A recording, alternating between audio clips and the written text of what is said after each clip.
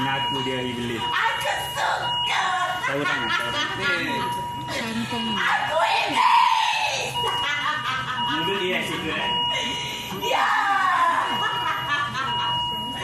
Aku iblis.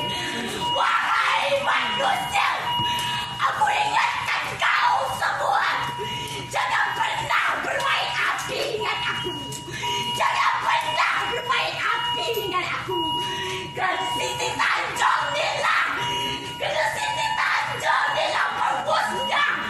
Pembosnya segala harapan.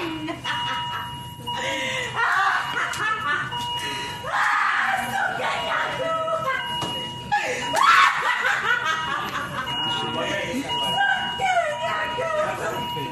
Aku iblis. Iblis.